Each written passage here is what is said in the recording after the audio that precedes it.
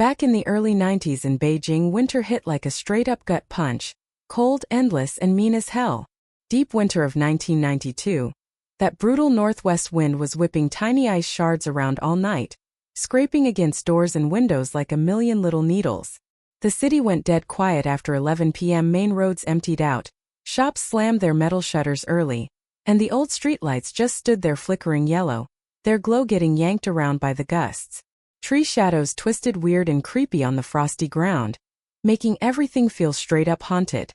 Route 375 was the bus line cutting through the university district, Tsinghua, Beida, all that. Daytime it was packed with students, but the last bus? Dead silent. That night, right at 11:50, the final 375 rolled out of the depot. It was one of those old accordion-style buses, red and yellow paint job, engine rumbling like it was dying, every joint creaking and groaning like an old man's bones. The driver was a tired dude in his late 40s, face weathered as hell, bundled in a thick blue cotton coat. He'd been grinding the route all day, and just wanted to finish this last run and crash at home. The ticket lady was a young girl in her early 20s, ponytail, hands raw from the cold, rubbing them together and staring out into the black night, praying for the shift to end. Inside the bus there were barely any passengers. Counting the driver and ticket girl, maybe 5 or 6 souls total. Up front on the single seat sat a young guy in his early 20s, skinny jacket, coming back from a side gig, half dozing with his head nodding. Behind him was this old lady, probably 70-something, in a dark old-school padded jacket and thick headscarf. Wrinkled face, sharp eyes even if they looked cloudy. She hadn't closed her eyes once since boarding. Sat ramrod straight, hands tucked in her sleeves, slowly scanning the whole bus like she was on guard duty. Something heavy was weighing on her. In the middle, a young couple huddled together, half asleep against the window, not giving a damn about anything. The windows were fogged up thick, turning the bus into this sealed, suffocating little box cut off from the outside world. The bus crawled down the empty road. No one at any stops. The driver didn't even bother pulling over at the deserted ones.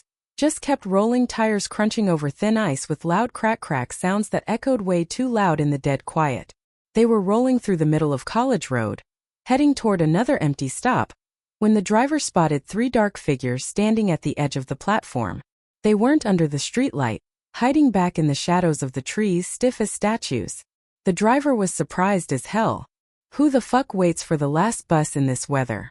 But rules are rules, so he hit the brakes. The old doors hissed open and a knife of freezing wind blasted in, ice bits and all. Everyone shivered hard.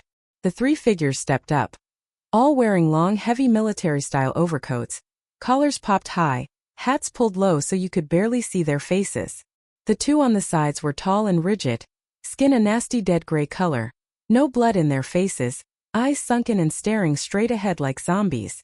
The guy in the middle was even worse. He was limp as a rag doll, head hanging, long messy hair covering his face, arms draped over the other 2's shoulders. Didn't move a muscle. Looked blackout drunk. Or worse. They moved weird, knees locked, feet barely making a sound, like puppets on strings. No talking, no looking around. They just shuffled straight down the aisle to the very back row and sat down, keeping the limp guy sandwiched in the middle. The doors closed. The wind was shut out, but the bus still felt colder than before.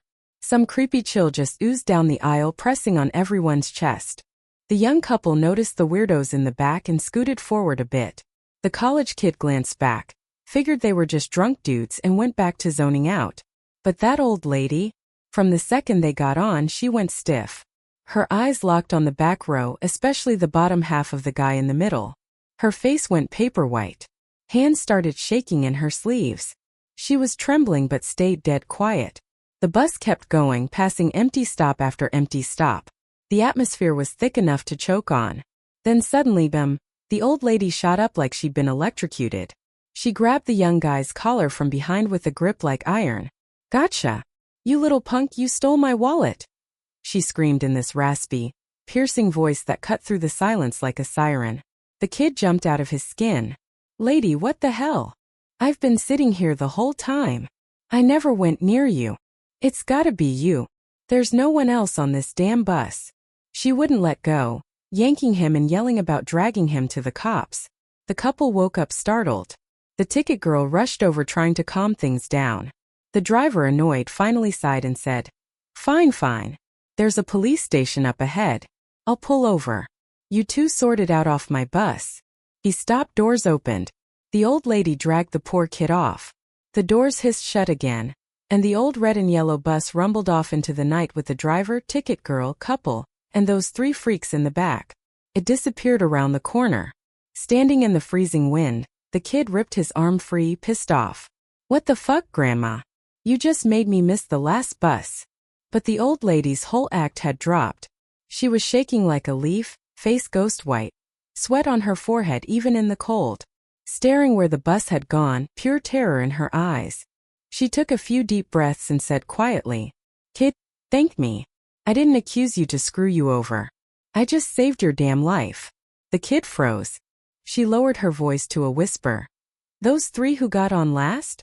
They weren't alive. I've seen weird shit in my 70 years. The second I saw them I knew. The two on the sides were stiff, no life in them. And the one in the middle. His feet never touched the floor. He was floating. They carried him in like he was hovering the whole time. Deep in the night, out in the middle of nowhere. Who the hell does that?" The words hit the kid like lightning. His whole body went cold. Goosebumps exploded. He stared down the dark, empty road where the bus had vanished. The thought of sitting there with those things made his legs weak. They didn't stick around. They found a house with a phone, called the bus company and the cops, and reported the whole creepy mess. That night, the 375 never made it back to the depot. By morning, the company called the police. Cops searched the whole route. A day later, they found the bus flipped in a deep ditch way out in the suburbs. Wrecked bad, glass shattered, metal twisted. Inside, the driver, ticket girl, and the young couple were all dead. Bodies thrown around, faces frozen in pure terror. No big crash injuries. Every single one of them had their necks snapped clean. Brutal. And the three weirdos in the military coats? Gone. Not a trace. Cops tore the bus apart, nothing. Like they were never there. The story exploded across Beijing. People were terrified. No one wanted to ride the late 375 anymore. The newspapers eventually ran a "it's all fake" story to calm folks down. But nobody bought it. To this day, old Beijingers still get chills when they talk about that winter night on the last 375 bus. The old buses are long gone. The routes changed. But that story, it still rides the night wind through the streets, passed down from one generation to the next.